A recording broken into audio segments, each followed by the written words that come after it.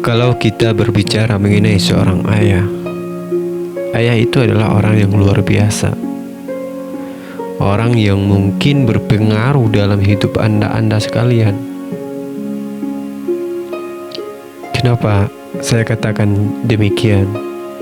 Coba Anda lihat, berapa umur Anda sekarang?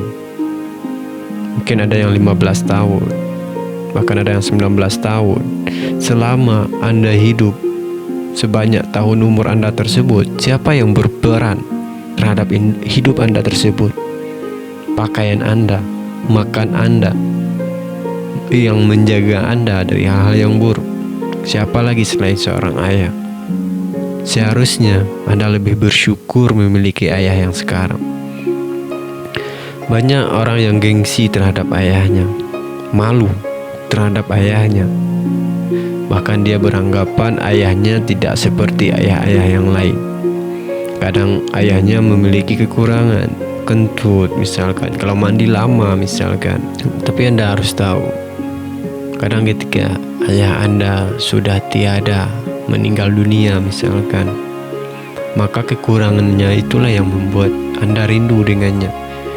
Yang biasanya ada orang yang cerewet dengan Anda, sekarang nggak ada lagi. Yang dulunya ayah Anda tersebut berisik ketika makan, sekarang nggak ada lagi. Yang lama mandi yang biasanya Anda tunggu, sekarang nggak ada lagi.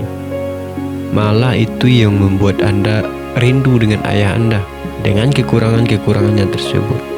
Malah kekurangan seorang ayah lah yang menjadikan dia menjadi seorang ayah yang sempurna. Bersyukur Anda jika Anda masih memiliki seorang ayah. Bersyukur Anda seharusnya jika Anda masih mempunyai seorang ayah. Maka bahagiakanlah dia dengan cara Anda. Bahagiakan ayah itu simple. Lakukan apa yang ia inginkan. Jadi anak yang berprestasi, maka dia akan bahagia. Ayah itu tidak minta banyak terhadap anaknya, tapi ketika anaknya bahagia, disitulah letak kebahagiaan seorang ayah. Oleh sebab itu, jika Anda masih mempunyai ayah, maka bahagiakanlah dia, sayangilah dia. Dia adalah ayah Anda yang luar biasa. Anda harus bersyukur memiliki seorang ayah yang seperti dia. Maka sebelum Allah berkehendak, maka bahagiakanlah dia.